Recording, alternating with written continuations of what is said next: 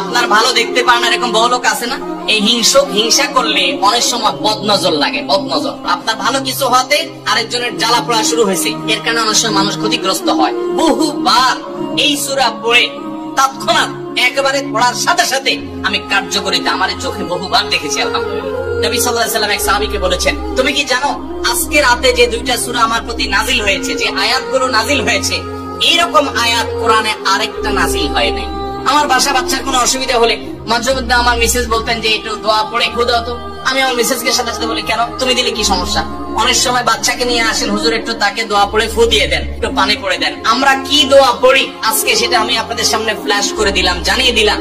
আপনার যদি কোনো বিপদ হয়, আজকে অনেক ভাই প্রশ্নে লিখেছে, অনেক সময় মানুষ বলে, ভাই আমার বাচ্চাটার এই সমস্যা, আমার ওই ওয়াইফের এই সমস্যা, আমার স্বামীর এই সমস্যা, আমার এই সমস্যা, আমরা আল্লাহর কাছে আশ্রয় চাইতে জানি না। আজকে শিখে যান, এই 2টা সূরা নাজিল হওয়ার যে প্রেক্ষাপট, সেই ঘটনা শুনলে আমাদের ঈমান আরো বেড়ে যাবে ইনশাআল্লাহ। নবী সাল্লাল্লাহু আলাইহি ওয়াসাল্লাম একবার অসুস্থ হয়ে পড়েছেন এবং অসুস্থতাটা এত মারাত্মক ছিল যে আমাদের আয়েশা রাদিয়াল্লাহু তাআলা বলেছেন, অনেক কাজ তিনি করেন নাই অথচ তিনি বলতেন তিনি করেছেন, মানে তার মনে হতো তিনি করেছেন। আবার অনেক কাজ তিনি করেছেন তিনি ভুলে যেতেন, মানে এরকম একটা অবস্থা তার তৈরি হয়েছে যে স্বাভাবিক না অস্বাভাবিক, আমাদের অনেকের হয়।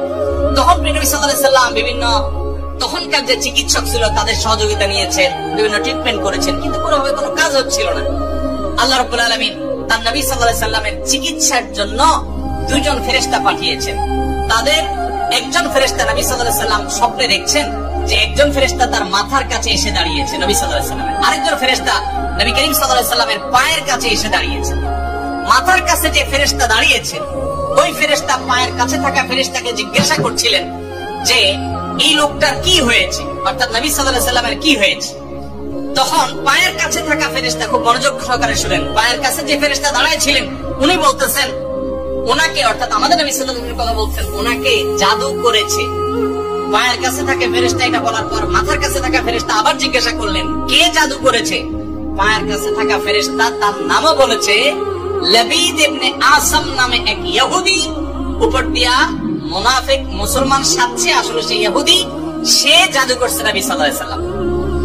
এটা বলার পর আবার মাথার কাছে ফেরেশতা জিজ্ঞাসা করলেন, জাদুটা কোথায় আছে, কিভাবে করেছে? তখন বলা হলো যে চুলে জাদু করেছে, জাদুর মন্ত্র পড়ে চুলে গিরা দিয়েছে, গিরা দিয়ে জাদু করেছে। এরপর আবার মাথার কাছে ফেরেশতা জিজ্ঞাসা করলেন, জাদুটা কোথায়, জাদুর সে সুতাটা, সে ইয়েটা কোথায় রাখা আছে? তখন পায়ের কাছে থাকা ফেরেশতা, এগুলো আল্লাহর পক্ষ থেকে ওহী নিয়ে আসছেন, ওনারা জানেন, আল্লাহ ওহীর মাধ্যমে তাদের জানিয়েছেন। তো তারা বললেন যে, তিনি বললেন যে সেটা অমুক কূপের নিচে, পাথরের নিচে চাপা দিয়ে রাখা আছে। নবী করিম সাল্লাল্লাহু আলাইহি ওয়াসাল্লামের স্বপ্ন শেষ হওয়ার পর উনি আমাদের আয়েশাকে সবাইকে বললেন এই অবস্থা। এরপর তিনি সেই সুতা তুলে আনলেন, সুতা তুলে এনে সেটা যখন ধ্বংস করলেন, গিরা খোলার ব্যবস্থা করলেন, সেই চোল যখন দেখা গেল নবী সাল্লাল্লাহু আলাইহি ওয়াসাল্লামকে আল্লাহ তাআলা অলৌকিক ভাবে সাথে সাথে সুস্থ করে দিয়েছে। আপনি কোন আলেমের কাছ থেকে দোয়া দুরূদ পড়িয়ে নিতে পারেন, পানি পড়া নিতে পারেন, তেল পড়া নিতে পারেন, শরীরে ফু দিয়ে নিতে পারেন, এগুলো জায়েজ। রুকিয়া, ঝাড়ফুঁক বলে এগুলোকে, কোরআন আয়াত দিয়ে এগুলো করলে অসুবিধা নেই ঝাড়ফুঁক করা। কিন্তু আপনারা যারা এখানে আছেন সবাই এই আমলটা করতে পারেন। সেটা কি? সূরা ফালাক এবং সূরা নাস আপনারা ঠিক মতো পড়বেন। দেখেন আপনার বাচ্চার কোনো অসুবিধা হয়েছে, আপনি নিজে পড়বেন। কোনো হুজুরি দিয়ে করাতে পারলে ভালো। রাত 10টা বাজে বাচ্চা হঠাৎ কান্নাকাটি শুরু করছে, অস্বাভাবিক, আপনার কাছে মনে হচ্ছে অস্বাভাবিক কিছু, তো আপনি সূরা ইখলাস, সূরা ফালাক, সূরা নাস 3 বার পড়ে বাচ্চাকে ফু দেন। যদি আল্লাহর প্রতি ইয়াকিন থাকে আপনার, আল্লাহর শপথ করে বলছি, আমি নিজে আমার জীবনে বহুবার এই 3 সূরা পড়ে তৎক্ষণাৎ একেবারে পড়ার সাথে সাথে আমি কার্যকরিতা আমার চোখে বহুবার দেখেছি আলহামদুলিল্লাহ। অতএব আপনি যদি ইয়াকিনের সাথে সূরা ফালাক, সূরা নাস, বিশেষ করে এই 2টা সূরা আর সূরা ইখলাস সহ পড়তে পারলে আরো ভালো, 3টা সূরা যদি আপনি পড়ে বাচ্চাকে ফু দেন, নিজের শরীরে ফু দেন। নবী করিম সাল্লাল্লাহু আলাইহি ওয়াসাল্লাম সূরা ফালাক, সূরা নাস এই 2টা সূরা পড়ে নিজের শরীরে প্রায় ফু দিতেন, আমাদের আয়েশা রাদিয়াল্লাহু আনহা বর্ণনা করেছেন। এইজন্য এই 2টা সূরা আমাদের পড়া উচিত।